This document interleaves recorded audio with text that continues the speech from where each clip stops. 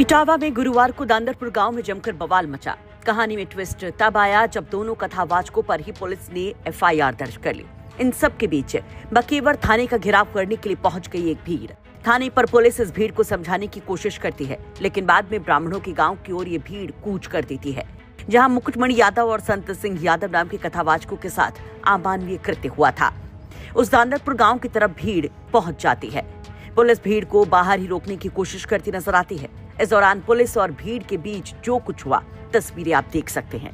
भीड़ में मौजूद उपद्रवी पुलिस पर पथराव करते हैं। बचाव में पुलिस हवाई फायरिंग करती है। अब बवाल का ये वीडियो सोशल मीडिया पर वायरल है तो कोहराम मच गया है। सियासी बयानबाजी शुरू हो गई है।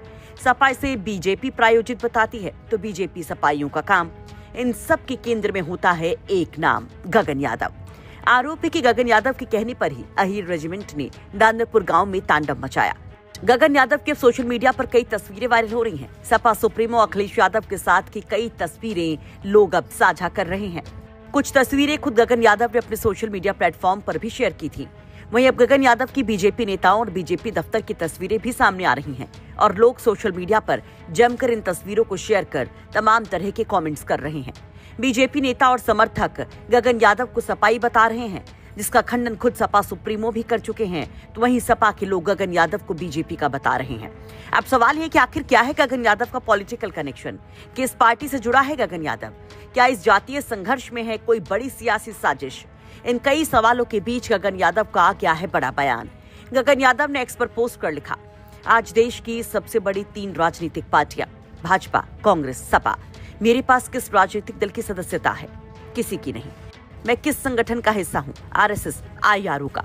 किस विचारधारा से प्रभावित है गगन यादव? समाजवादी विचारधारा। गगन की व्यक्तिगत विचारधारा क्या है? रोते हुए के आंसू पोंछना, बेजुबान को आवाज देना और कमजोर को ताकत प्रदान करना। अगर मेरी पुरानी तस्वीरों से आपको ये लगता है कि मैं किसी विशेष दल से संबंध रखता हूँ, तो ऐसी कई तस्वीरें मैं आपको प्रत्येक दल के साथ दिखा सकता हूँ। सच बताऊं तो पहले कभी तस्वीरें खिंचवाते वक्त इतना नहीं सोचा था कि इसका प्रभाव भविष्य में एजेंट का दर्जा भी दिलवा सकता है, क्योंकि उद्देश्य ही नहीं था कि कभी राजनीति का हिस्सा बनूंगा।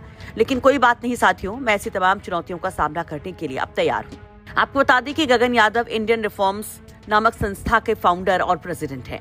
ये वही संस्था है जो भारतीय सेना में अहीर रेजिमेंट की मांग करती है। गगन यादव ने अपने फेसबुक के बायो में लिखा है कि वो युवा नेता है जिनकी विचारधारा समाजवादी है। इसके पहले वो लोकसभा चुनाव के दौरान भी खूब चर्चा में आए थे। जब 2024 में मैनपुरी लोकसभा चुनाव के प्रचार के समय जय श्री राम के नारे को लेकर विवादित बयान दिया था, जिस पर बीजेपी ने गगन यादव को जमकर घेरा था, उसे सपाई बताया था। गगन यादव पर मुलायम सिंह यादव के अपमान का भी आरोप लग चुका है, जिस पर लंबा चौड़ा पोस्ट कर गगन ने नेताजी मुलायम सिंह यादव को अपना आदर्श बताया था और आरोपों को अपने खिलाफ साजिश। दरअसल इटावा के थाना बकेवर इलाके के दांदरपुर गांव में कथा के दौरान 21 तारीख को कथावाचक और उनके सदस्यों के साथ अमानवीय कृत्य के आरोप लगे, जिसकी कई तस्वीरें सोशल मीडिया पर वायरल हुई। गांव में भागवत कथा करने के लिए कथावाचक मुकुटमणि अपने सहयोगियों के साथ गए थे। आरोप है कि पहले दिन कलश स्थापना के बाद भोजन के समय उनसे किसी ने उनकी जाति पूछ ली। इसके बाद गांव वालों ने कहा कि तुम यादव हो और अनुसूचित जाति के लोग हो तो कथा कैसे कर सकते हो। इसी बात पर कहासुनी हुई, जिसके बाद कथावाचक और उनकी टीम के सदस्यों को ग्रामीणों ने घेर कर पहले उनके बाल कटवाए और फिर नाक रगड़वा कर माफी मंगवाई। आरोप तो यहाँ तक लग रहे हैं कि मूत्र छिड़काकर उनके शुद्धिकरण की बात भी की गई। वहीं दूसरे पक्ष का कहना है कि कथावाचक मुकुटमणि ने महिला के साथ छेड़खानी की थी। फिलहाल इस मामले में पुलिस ने कथावाचकों की तहरीर पर पहले 4 लोगों को गिरफ्तार किया और उसके बाद ब्राह्मण परिवार की तहरीर पर धोखाधड़ी का केस इन कथावाचकों पर भी दर्ज कर लिया है। वहीं कल हुए बवाल के बाद पुलिस ने 19 उपद्रवियों को पकड़ा है और 13 गाड़ियों को सीज किया है। ब्यूरो रिपोर्ट, यूपी तक।